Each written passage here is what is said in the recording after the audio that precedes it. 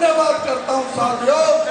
भूल मत जाना साथियों, किसान आंदोलन को हमारे किसान भाइयों के साथ क्या हुआ था।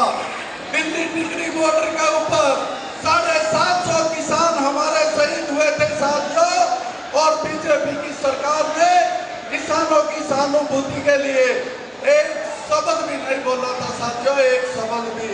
भूल मत जाना हमारी बहनों को, साक्षी मलिक और विनेश फोगाट को दिल्ली के चौराहों के ऊपर, जंतर मंतर के ऊपर ये बीजेपी की निकम्मी सरकार ने किस प्रकार से जो है वह हमारी बहनों को बाल पकड़ पकड़ कर घसीटने का काम किया था साथियों।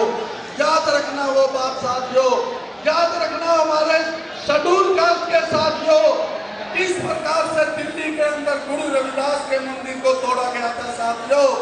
याद रखना साथियों, किस प्रकार से बाबा साहब भीमराव अम्बेडकर के संविधान की इन्होंने समीक्षा करने की और संविधान को जो है खत्म करने की बात कही साथियों। भाई 5 अक्टूबर को भाई अपना एक कीमती वोट हमारे 9 के 9 प्रत्याशी यहाँ बैठे हिसार लोकसभा के सबको जिता कर श्री राहुल गांधी। साथियों, आदरणीय राहुल गांधी जी पहुंच गए हैं। नारा लगाना है राहुल गांधी। भाई दिल्ली तक भी आवाज पहुंची, राहुल गांधी, कांग्रेस पार्टी,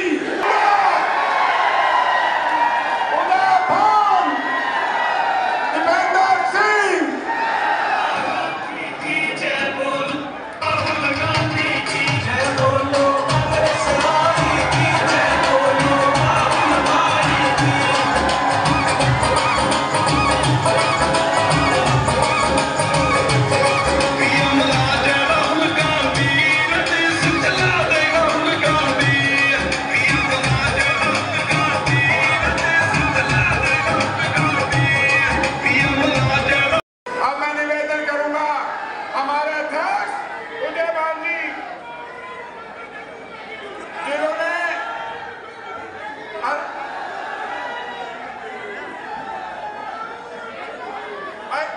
अब मैं निवेदन करूंगा चौधरी भूपेंद्र सिंह हुड्डा से, वो आए और इस जनता को आश्वासन दें।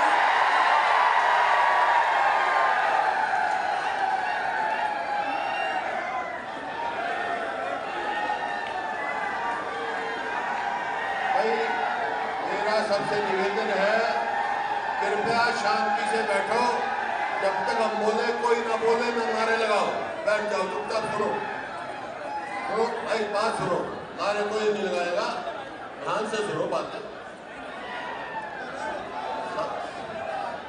सारे देश भारतवर्ष के सर्वमान्य नेता श्री राहुल गांधी जी, जो आज देश के विपक्ष के नेता हैं, और उनके साथ आए हरियाणा प्रदेश कांग्रेस कमेटी के अध्यक्ष चौधरी देवान जी, यहाँ से सांसद जयप्रकाश जी, रोहतक से सांसद अजीत दीपेंद्र जी, सोनीपत से सांसद सतपाल महाराज जी, और यहाँ के स्थानीय हमारे उम्मीदवार रामनिवास बड़ेला जी, व हिसार पार्लियामेंट क्षेत्र के सभी उम्मीदवारगण तथा सम्मानित मंच उपस्थित मेरे बुजुर्गों, नौजवान साथियों व मातृशक्ति प्यारे बच्चों। देखिए आज राहुल जी आए। राहुल जी ने जब यात्रा करी, भारत जोड़ो यात्रा करी, हरियाणा में सबसे लंबे किलोमीटर, कई किलोमीटर चले, उसके बाद एक नई ऊर्जा हरियाणा में इन्होंने पैदा की और सारे देश में पैदा की। और आज इसका कांग्रेस की ओर देख रहा है। हरियाणा में जो चुनाव हो रहे हैं सिर्फ कांग्रेस की ओर देख रहा है, क्योंकि 10 साल कांग्रेस की सरकार देखी, 10 साल भाजपा और बीजेपी की सरकार देखी। कांग्रेस ने जब सत्ता छोड़ी 2014 में, हरियाणा प्रति व्यक्ति आय में, प्रति व्यक्ति नौकरी देने में, खेल और खिलाड़ियों में पूरे देश में नंबर 1 था। आज इनके सरकार के बाद 14 से 24 के बाद आज हरियाणा बेरोजगारी में नंबर 1 है। अपराध बहुत तेजी से बढ़ रहा है। यहाँ तक कि केंद्र सरकार की सोशल प्रोग्रेसिव इंडेक्स ने हरियाणा को असुरक्षित डिक्लेयर किया है। रोज फिरौतियाँ मांगी जा रही है, डाके मांग रहे हैं, और हमारे खेल और खिलाड़ियों को, जो हमारी पहलवान बेटियां दुनिया में नाम कमाया, उनको न्याय अब तक नहीं मिला। तो ऐसी सरकार को तिरस्कार करना है जो झूठे वायदे, झूठी बातें करती है। उन्होंने कहा 2022 तक हम किसान की आमदनी दुगनी कर देंगे, आमदनी दुगनी नहीं करी, लेकिन लागत कई गुना बढ़ा दी। डीजल का भाव कहाँ से कहाँ पहुँचा दिया, खाद का भाव कहाँ से कहाँ पहुँचा दिया, कीटनाशक दवाई का कहाँ से कहाँ पहुँचा दिया। बाकी तो आपको पता है, हमने कांग्रेस पार्टी ने 7 गारंटी किए हैं, चर्चा करेंगे। राहुल गांधी जी के मुख से आप सुनोगे क्या हम करने जा रहे हैं कांग्रेस पार्टी, तो ये आप राहुल जी करेंगे। मेरा आपसे सबसे निवेदन है कि 36 बिरादरी एक होकर एक ही बात की आवाज आ रही, सारे हरियाणा में घूमे हम, एक ही बात कह रही है, अब की बार हरियाणा में कांग्रेस सरकार मंजूर है ना? आप ही बताओ कौन सी पार्टी की सरकार चाहिए आपको? कांग्रेस की सरकार है। इन्हीं सबके के साथ में राहुल जी का यहाँ आने पर, समय देने पर बहुत बहुत शुक्रगुजार हूँ। जो आपने इस्लामाबाद का भी शुक्रगुजार हूँ। लोकसभा चुनाव में भारी बहुमत से यहाँ भाई जयप्रकाश जी को आपने जिता के भेजा, बहुत बहुत धन्यवाद। जय हिंद। साथियों, मैं एक निवेदन करना चाहूंगा सब साथियों से। नारे जब लगाना, जब आदरणीय राहुल गांधी जी अपने विचार रखेंगे, उससे पहले मैं निवेदन करूंगा हमारे पार्टी के प्रदेश के अध्यक्ष आदरणीय चौधरी उदय गांधी से, जिन्होंने लगातार संघर्ष करके आजमपुर के बाई इलेक्शन से लेकर के आज तक कांग्रेस को मजबूत करने का काम किया, वो आए और राहुल जी का स्वागत करें। आदरणीय चौधरी उदय गांधी, एक नारा लगाओ, राहुल गांधी, राहुल गांधी, उदय गांधी।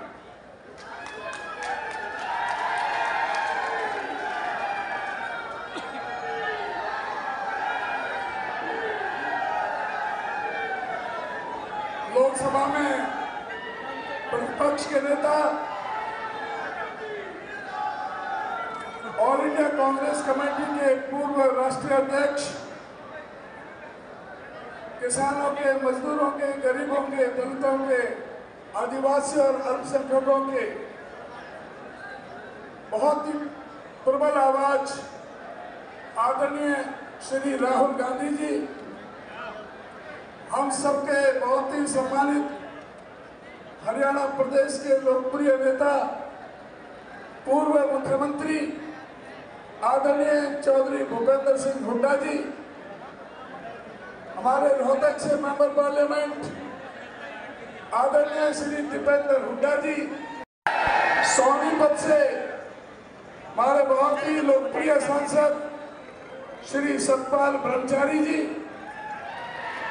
और आपके बरवाला हल्के से आपके हर सुख दुख के साथी, हरमन प्यारे आपके कांग्रेस पार्टी के उम्मीदवार आदरणीय श्री रामनिवास घोड़ेला जी, हमारे मंच पर बैठे हुए सभी हिसार लोकसभा के सभी सम्मानित सभी विधानसभाओं के कैंडिडेट साहिबान, मंच पर बैठे हुए मेरे अन्य सभी नेतागण, आदरणीय उपस्थित मेरे सभी सम्मानित बुजुर्गों, नौजवान दोस्तों, माताओं, बहनों, बच्चों, गर्मी का समय, बहुत समय से आप इंतजार कर रहे हैं। सर्वप्रथम मैं हरियाणा प्रदेश कांग्रेस कमेटी की तरफ से, आप सबकी तरफ से, हमारे सबके नेता आदरणीय श्री राहुल गांधी जी का हरियाणा की इस पवित्र भूमि पर पधारने में बहुत बहुत उनका आभार व्यक्त करता हूं, उनका स्वागत करता हूं, उनका अभिनंदन करता हूं कि किस तरह से हमारे किसानों को, जो 700 से अधिक किसान अपने प्राणों का बलिदान दिया एमएसपी के कानून की लीगल गारंटी के लिए, आज उनका लहू भी आपको पुकार रहा है इस न्याय के मैदान में। मैं आपसे अनुरोध करूंगा कि बीजेपी वालों से पूछें कि हरियाणा बेरोजगारी में हिंदुस्तान में नंबर 1 पर क्यों है? आज हरियाणा की कानून व्यवस्था क्यों चौपट है? आज सूचकांक के मुताबिक भी जो सेंट्रल गवर्नमेंट का है, हरियाणा को सबसे असुरक्षित प्रदेश बताया गया है। इसीलिए यहाँ पर कोई उद्योगपति निवेश करने के लिए तैयार नहीं है।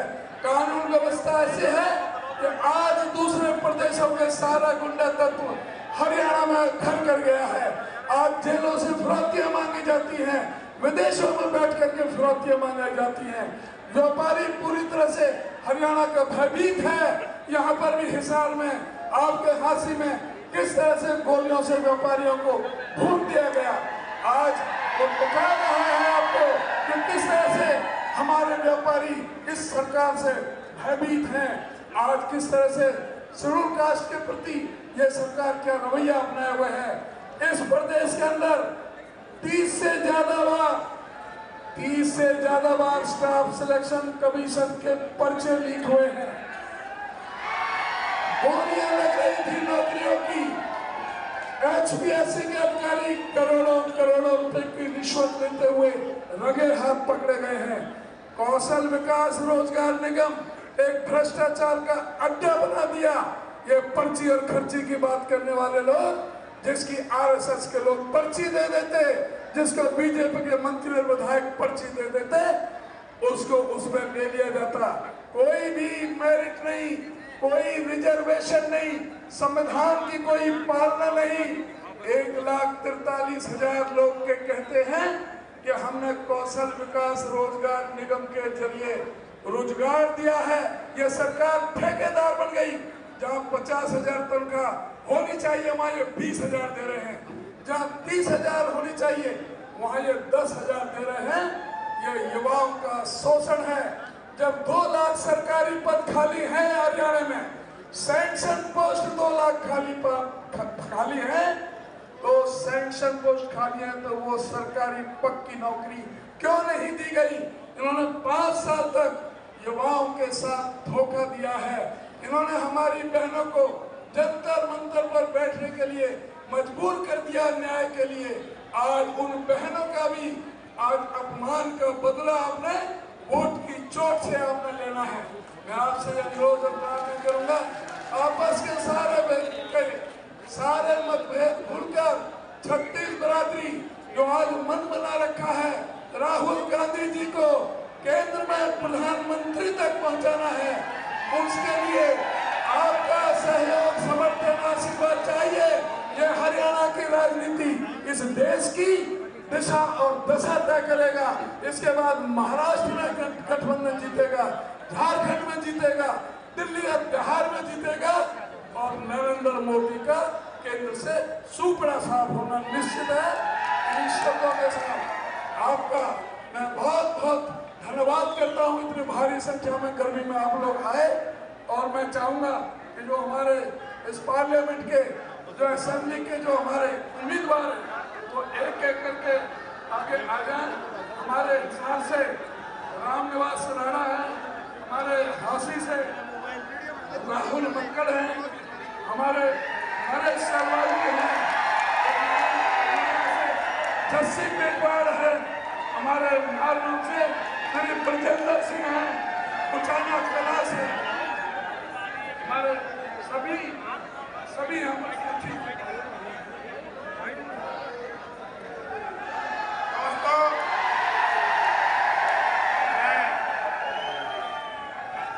आदरणीय राहुल गांधी जी से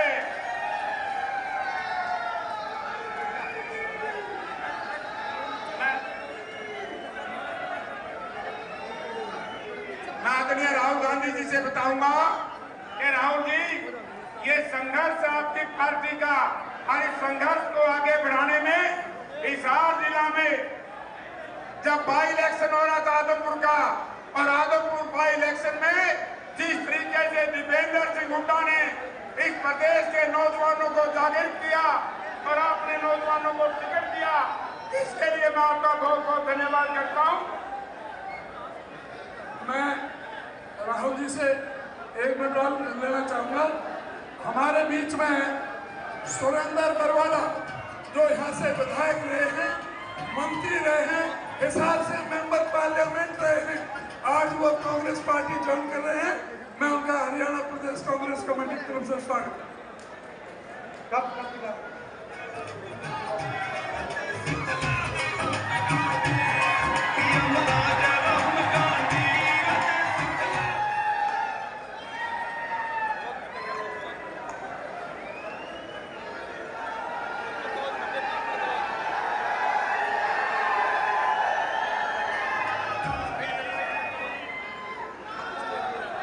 उदय भान जी, भूपिंदर सिंह हुड्डा जी, जयप्रकाश जी, स्टेज पे कांग्रेस पार्टी के वरिष्ठ नेता,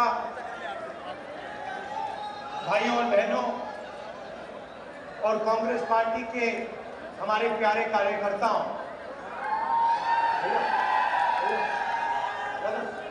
थोड़ा पीछे आइए। नॉर्मली आमतौर से बब्बर शेर अकेला दिखता है, टाइगर अकेला दिखता है, यहाँ पे मतलब हजारों टाइगर एक साथ बैठे हुए हैं। कांग्रेस पार्टी के कार्यकर्ता, मोदी जी का आपने चेहरा देखा आजकल? देखा है? पहले 56 इंच की छाती हुआ करती थी,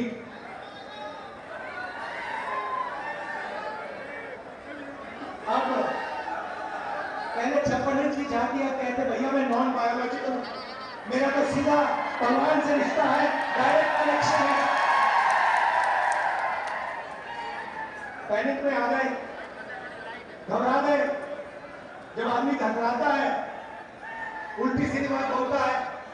हिंदुस्तान के प्रधानमंत्री सबको कह रहे हैं कि भैया आप लोग बायोलॉजिकल, पूरा Hindustan biological, Narendra Modi non biological. आप लोग एक दूसरे से बात करो, नरेंद्र मोदी सीधे भगवान से बात करेंगे।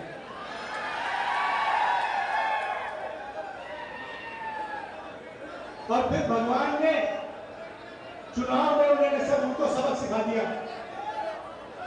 उत्तर प्रदेश में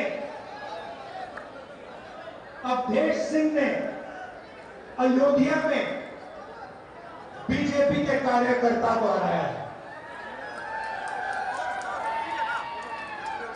रियलिटी है। कुछ दिन पहले मैं अमेरिका गया, वहां बड़ा शहर है डैलस, जानते हो डैलस? नाम सुना है आपने? सुना है? डैलस सुना है? क्यों सुना है? मैं बताऊं, क्योंकि हरियाणा से हजारों युवा यहां से भागकर डैलस जाते हैं, अमेरिका जाते हैं। हरियाणा में उनको रोजगार नहीं मिल सकता,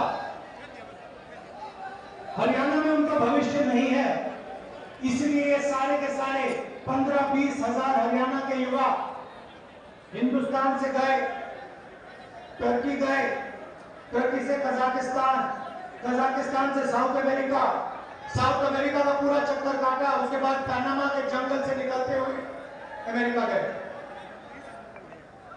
यहां उनको कुछ है नहीं, कुछ कर नहीं सकते यहां। जब मैं वहां पहुंचा,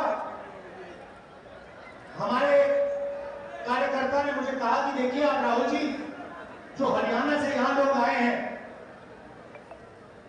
अलग अलग डिस्ट्रिक्ट से आते हैं, उनसे मिलिए आप।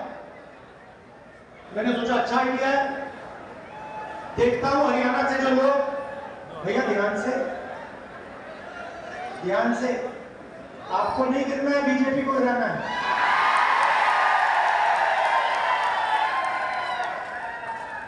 जोश बहुत है अंदर, आज फुल है, इंजन पूरा स्टार्ट है। तो मैंने कहा चलो जाके मिलते हैं। गया, 15-20 लोग छोटे से घर में रहते हैं, एक कमरे में एक साथ खाना पकाते हैं, एक साथ, उन्हें कोई जगह नहीं। यहां से दौड़कर गए, भाग कर गए। उन्होंने मुझे बताया कि राहुल जी, समुद्र में हम गए, छोटी सी बोट में, पता नहीं था क्या होगा, डूब जाएंगे, मर जाएंगे। हमारे मित्र मरे,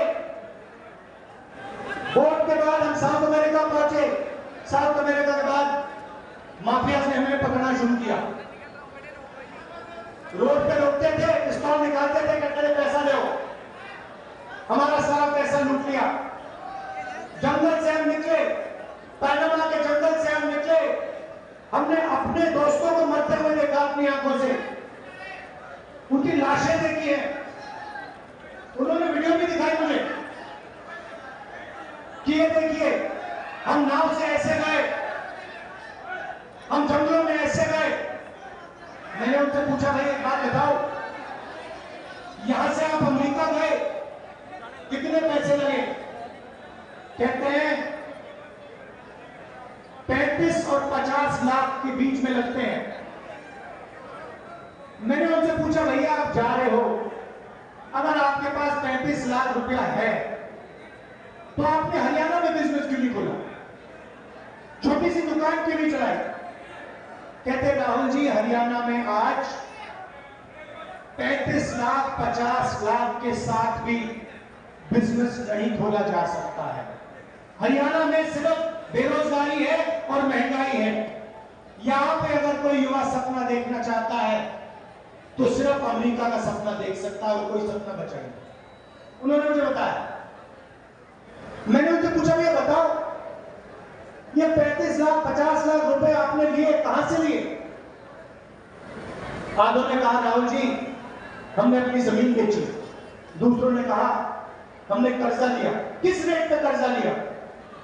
2% महीने का, 24% पर हमने कर्जा लिया। मैं सोच रहा था हरियाणा के युवाओं के लिए बैंक के दरवाजे बंद, छोटे दुकानदारों के लिए, स्मॉल एंड मीडियम मैन्युफैक्चरर्स के लिए बैंक के दरवाजे बंद, अदानी के लिए बैंक का दरवाजा खुला। आपका कर्जा माफ नहीं हो सकता। वो जो अमेरिका गए हैं उनका कर्जा माफ कभी नहीं होगा, मगर अदानी जैसे लोगों का 16 लाख करोड़ रुपए कर्जा माफ हो सकता है। किसानों का नहीं होगा, मजदूरों का नहीं होगा, अरबपतियों का होगा। कैसा हिंदुस्तान है? जिनको जरूरत है उनको नहीं मिलता है, जिनके पास पैसे की कोई कमी नहीं है, अगर उन्हें 1 लाख करोड़ रुपए चाहिए 1 लाख दे देते हैं, 2 लाख करोड़ रुपए चाहिए 2 लाख करोड़ रुपए दो। फिर उन्होंने मुझे कहा अमेरिका में कि राहुल जी एक काम कीजिए, मगर हमारे बच्चे जो हैं, हमारे परिवार हैं, वो हिंदुस्तान में, हम अमेरिका आ गए हैं, हम वापस नहीं जा सकते। अगर हम यहां से निकल गए हमें वापस नहीं आने देंगे। ग्रीन कार्ड नहीं, 10 साल लगेंगे ग्रीन कार्ड के लिए। राहुल जी एक काम कीजिए, आप हमारे बच्चों के पास जाइए, परिवार के पास जाइए और उनसे कहिए कि उनको डरने की कोई जरूरत नहीं है, उन्हें रोने की कोई जरूरत नहीं है। हम अमेरिका में हैं, हम काम कर रहे हैं, उनको घबराने की जरूरत नहीं है। तो मैंने सोचा बिल्कुल सही बात है। और जैसे ही मैं अमेरिका से वापस आया, मैं करनाल गया, वहां पे उन्हीं परिवारों के बच्चों, माताओं से, फैमिली से मैं मिला। तो आप सोचिए, एक तरफ अमेरिका में 10-15 लोग युवा, हरियाणा के युवा बैठे, कंप्यूटर में उनका चेहरा, दूसरी तरफ हम करनाल में, हमारे साथ उन युवाओं के परिवार, छोटे छोटे बच्चे, माताएं, भाई बहन, सब एक साथ। और फिर मैंने इनसे बात शुरू की, बातचीत चल रही थी। एक मां ने मुझे कहा राहुल जी मेरे बेटे का एक्सीडेंट हो गया, मुझे नहीं मालूम कि मैं उसे अब कभी देखूंगी। बच्चे से मैं मिला था, एक्सीडेंट हुआ, किसी ने गाड़ी मार दी, पूरी पेट की सर्जरी हुई, चल नहीं पाता, अकेला ट्रेलर में सोता है। उसकी मैंने फोटो देखी ट्रेलर की, कुछ नहीं है उसके पास, और उसको आकर लोग पीटते हैं, रात को आकर उसकी पिटाई होती है। उसकी मां मुझे कहती है मैं नहीं जानती कि मैं कभी उसको देख पाऊंगी। बात चल रही है और एक बच्चा छोटा सा, नाम ये दौड़ता हुआ जाता है और कंप्यूटर को पकड़ता है, चिल्लाने लगता है, पापा पापा पापा वापस आओ, पापा वापस आओ, रो रहा है, चिल्ला चिल्ला कर। मैंने ऐसी आवाज मैंने सुनी नहीं आज तक जो मैंने करनाल में हरियाणा के बच्चे की सुनी। पापा वापस आओ, पापा देख रहा है बच्चे को, मुस्कुराने की कोशिश कर रहा है, कह रहा है कि घबराओ मत बेटा, घबराओ मत। उसके आंखों में भी आंसू है, वो छुपे हुए दिख नहीं रहे। बेटा चिल्ला रहा है, ये है आपका हरियाणा। बाप उधर, उसके आंख में आंसू, वो दिखा नहीं पा रहा है। बेटा इधर चिल्ला रहा है, ये हरियाणा। यहां आपको कुछ नहीं मिल सकता। आपने 10 साल इनकी सरकार देखी है। यहां पे आजकल ड्रग्स फैल रहा है, पूरा हिंदुस्तान जानता है। पता नहीं आपने सुना या नहीं सुना, अदानी के पोर्ट में हजारों किलो हेरोइन पाया गया था। तो बात पढ़ा आपने, पढ़ा? किसी पर कार्रवाई हुई? कोई कोर्ट केस हुआ? किसी को पकड़ा गया? नरेंद्र मोदी ने कहा कि भैया अदानी के यहां कोर्ट में हेरोइन पकड़ा गया है, मैं कार्रवाई करूंगा, मैं देखूंगा हरियाणा कौन कोकेन बेच रहा है, कौन हेरोइन बेच रहा है। बोला नरेंद्र मोदी ने? क्यों नहीं बोला? क्यों नहीं बोला? क्योंकि अदानी उसकी मार्केटिंग करता है। यहां किसानों से उनका हक छीना जाता है। रोज आप मेहनत करते हो, आप प्रोडक्शन करते हो, आप देश को भोजन देते हो, आपको सही दाम मिलता है? धान के लिए, गेहूं के लिए सही दाम मिलता है? अरे भाई, किसी के जेब में तो पैसा जा रहा है ना। अगर आपके जेब में नहीं जा रहा, पैसा आसमान में तो नहीं उड़ रहा ना, किसी ना किसी के जेब में तो जा रहा है ना।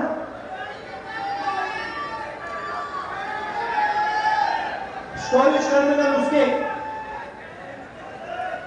कोल्ड चेन उसकी, अंबानी के डिपार्टमेंट स्टोर,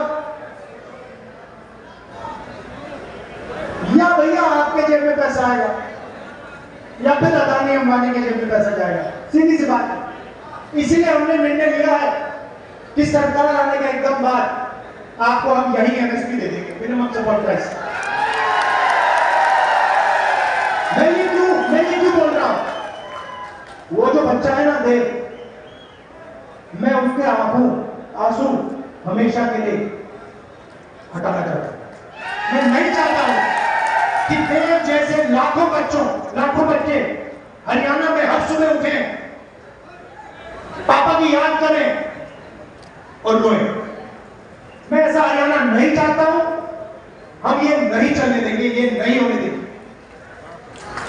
और ये सिर्फ मैं एक बच्चे की बात नहीं कर रहा हूं। जब किसान से उसका धन छीना जाता है, उसके आंसू नहीं दिखते क्योंकि खुद को रो नहीं सकता, मर जाएगा,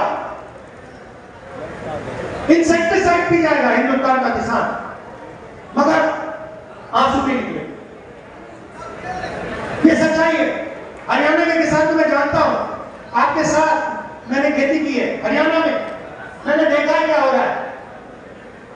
हरियाणा का किसान नहीं रो सकता है, छुपाने पड़ते हैं आंसू, बच्चे रोते, भूख लगती है बच्चे रोते। ऐसा हमें नहीं चाहिए हमारे। और जहां भी देखो उन्हीं लोगों को फायदा होता है। एयरपोर्ट देखो अदानी, बंबई का एयरपोर्ट, लखनऊ का एयरपोर्ट, सारे के सारे एयरपोर्ट अदानी। मोबाइल फोन चलाओ अंबानी, पोर्ट्स को देखो अदानी। अब ये खेती में आना चाह रहे हैं। ये जो काले कानून है इन्हीं दोनों ने बनाए गए हैं। गलतफहमी में मत होइए, जीएसटी इन दोनों के लिए बनाया गया है, नोटबंदी इन दोनों के लिए बनाया गया है। 2 मिलियन के पीछे 15 और अरबपति है। जो भी सपना इनको देखना है देख सकते हैं। आपने शादी देखी इनकी? शादी देखी है पार्टी की बेटे की? लेकिन करोड़ों रुपए ऐसे फेंको। कोई अमेरिका से आके डांस कर रहा है, कोई बॉलीवुड से आके नाच गाना चल रहा है, हिंदुस्तान देख रहा है, देखता जा रहा है। अयोध्या में वो हारे क्यों? अयोध्या में मंदिर खोला, वहां अदानी दिखे, अंबानी दिखे, अमिताभ बच्चन दिखे, बॉलीवुड पूरा दिख गया, मगर गरीब किसान एक नहीं दिखा आपको वहां। हिंदू सच है, इसीलिए तो अवधेश ने तो पता है, अवधेश वो है वहां का एमपी अवधेश कुमार जो अयोध्या में जीता है। इसीलिए तो जीता है कि पूरा हिंदुस्तान देख रहा। भैया आपने राम मंदिर खोला, सबसे पहले आपने राष्ट्रपति से कहा कि भैया आप आदिवासी हो, आपको अंदर आ ही नहीं सकती, अलाउ नहीं है आपको।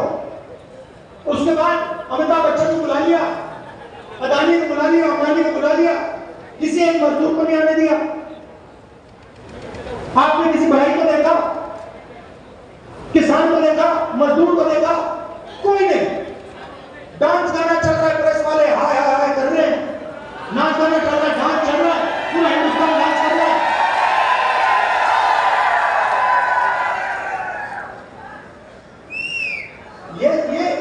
ये रियलिटी आपकी। तो आप कहोगे कांग्रेस पार्टी क्या करेगी?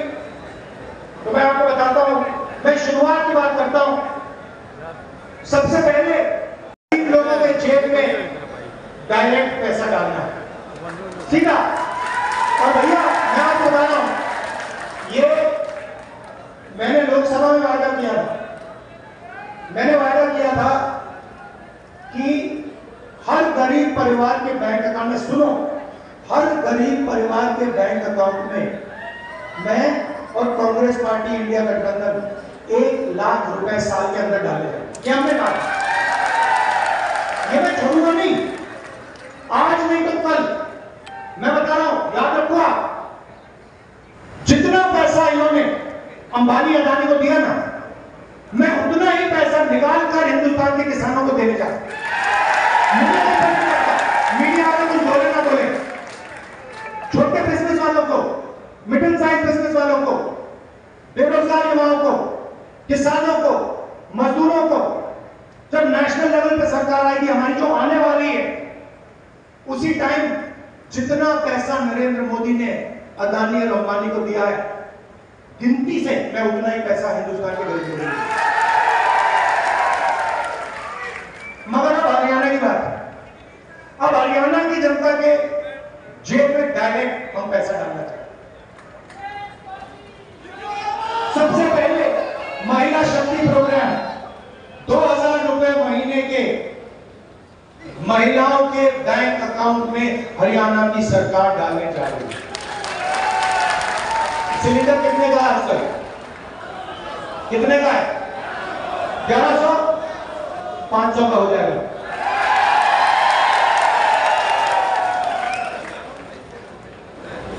पुरानी पेंशन स्कीम ये इन्होंने आपसे छीनी, हम ये आपको वापस देने जा रहे हैं। 6000 रुपए बुजुर्ग लोगों को, डिसेबल्ड लोगों को और विधवाओं को 6000 रुपए महीने। युवाओं को जो सरकार में 2 लाख वैकेंसीज है वो हम देने जा रहे हैं। मगर सुनिए, सबसे जरूरी बात सुनिए, ये जो 2 लाख नौकरियां दी जाएंगी हरियाणा के युवाओं को दी जाएंगी, ये हर एक जात को, सबको फेयरनेस के साथ इक्वली दी जाएंगी। ये हरियाणा की हर एक जात को ये नौकरियां मिलेंगी, सबकी सबको। किसानों को मैंने कहा कि एमएसपी गारंटी करके हम आपको देंगे और जो आपका बीमा का पैसा है वो आपको 6 महीने बाद, 1 साल बाद, 3 साल बाद नहीं मिलेगा। जैसे ही नुकसान होगा उसके एकदम बाद आपको आपका बीमा का पैसा दिया जाएगा। गरीबों को 100 गज का प्लॉट 3.5 लाख रुपए 2 कमरे के घर के लिए और 300 यूनिट फ्री में बिजली, 25 लाख रुपए का हेल्थ इंश्योरेंस जैसे मैंने राजस्थान में किया था और हरियाणा में करने वाले हैं। आखिरी बात मैं आपसे कहना चाहता हूं, लड़ाई कॉन्स्टिट्यूशन को बचाने की है, ये आप समझ लीजिए।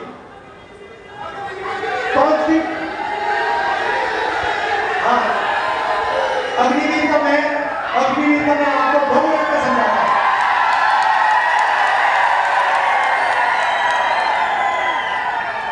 देखिए ना, फिर से मैं देश की बात करता हूं। वो बच्चा जो रो रहा था, वो क्यों रो रहा था?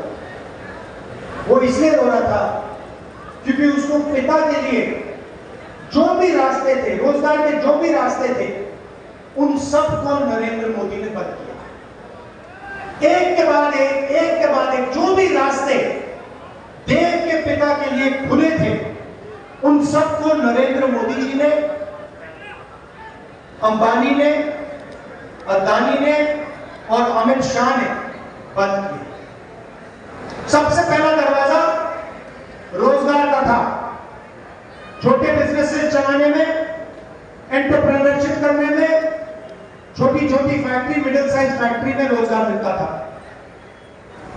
नोटबंदी की, जीएसटी, गलत जीएसटी लागू की और हिंदुस्तान के सारे जो छोटे बिजनेसेस ने खत्म कर दिए। और कोविड के समय अरबपतियों को पैसा दिया, उनको बचा दिया, और जो छोटे छोटे दुकानदार थे, स्मॉल बिजनेस वाले थे, उन सबको खत्म कर दिया, कुछ नहीं दिया उन्हें। तो रोजगार का रास्ता बंद कर दिया। उसके बाद पब्लिक सेक्टर का रास्ता था देश के पिता के पास, वो पब्लिक सेक्टर में जा सकता था, वो भी बंद कर दिया। कहा नहीं भैया, हम सारे का सारा प्राइवेटाइज कर रहे हैं। सरकार में नौकरी ले सकता था, 2 लाख नौकरियां खुली हैं, वो नहीं दी उसको।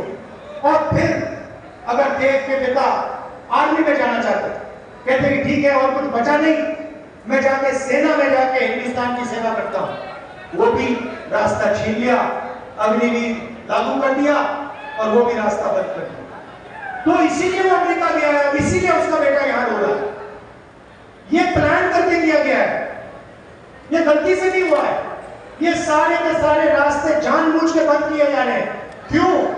क्योंकि अंबानी और अदानी जैसे लोग चाइना का माल हिंदुस्तान में बेचना चाहते हैं। फायदा किसको होगा? चाइना को, चाइना के युवाओं को, अदानी को, अंबानी। और मार्केटिंग किसकी होती है? मोदी। चेन समझो, मोदी जी को बैठा रखा है, प्राइम मिनिस्टर बना दिया। किसने बनाया? मीडिया ने बनाया। 24 घंटा उनका चेहरा दिखा के। मीडिया कौन चलाता है? अंबानी अदानी जैसे लोग। अदानी और अंबानी जैसे लोगों ने मोदी को क्यों बैठाया? क्योंकि वो जानते हैं नरेंद्र मोदी अंबानी और अदानी का काम करेगा। आपने मेरा चेहरा मीडिया में देखा कभी? मैं दिखता हूं क्या? ना, मैं नहीं दिख सकता, क्योंकि वो जानते हैं जिस दिन ये जाके बैठ गया, उस दिन ये गरीबों का काम करेगा, ये सारा का सारा पैसा कर देगा।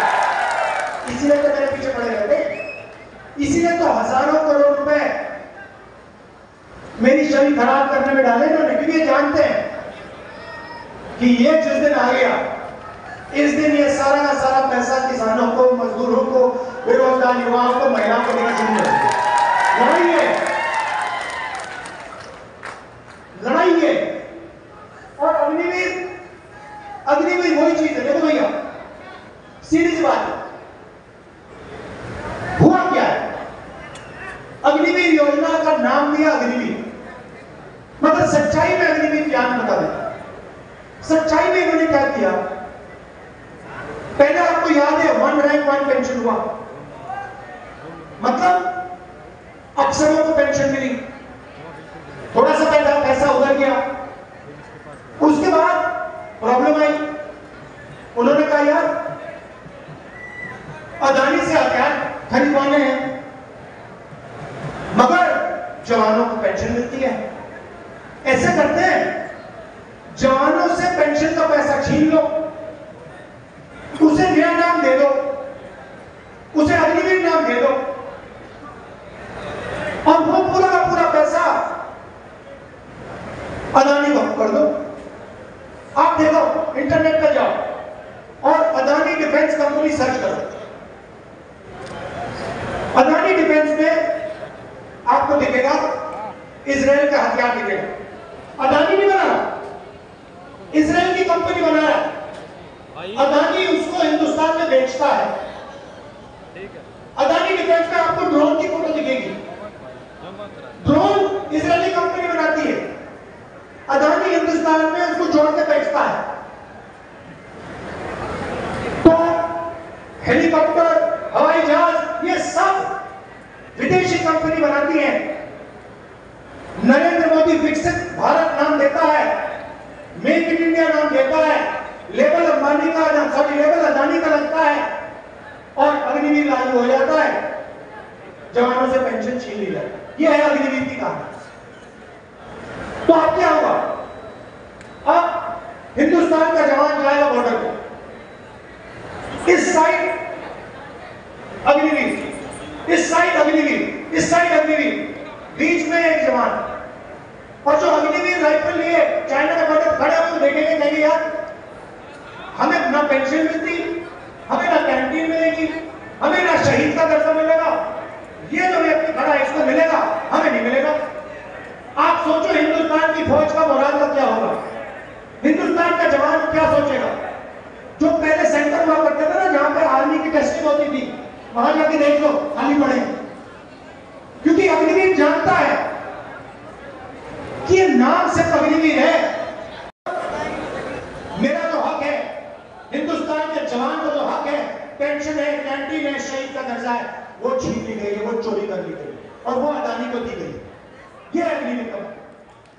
और हरियाणा में तो आप इसको बहुत अच्छी तरह समझते हो, आप पॉलिटिकल लोग हो, एक मिनट में आप देखोगे अग्निवीर, उसका सही मतलब समझ जाओगे, एक सेकंड में पकड़ लोगे। ये इसीलिए सरकार बदलनी है और एक साथ मिलकर, सबको एक साथ मिलकर, 36 बरादरियों को एक साथ मिलकर 36 बरादरी की सरकार है। ये मैं आपसे कहना चाहता था। अब कांग्रेस पार्टी के टाइगर, इसके बाद सीधा मैदान में सारे के सारे एमएलए यहां जिताने, अपनी सरकार बनानी है, हरियाणा की सरकार बनानी है। दिल से आपका धन्यवाद।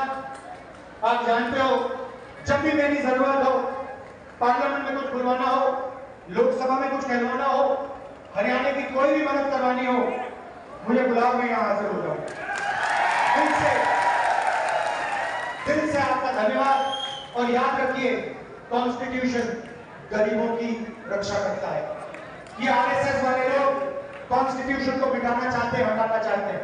ये इनका पूरा लक्ष्य यही है कि किसी ना किसी तरह कॉन्स्टिट्यूशन, जिसने हिंदुस्तान के गरीब लोगों को शक्ति दी, जगह दी, ये मिट जाए।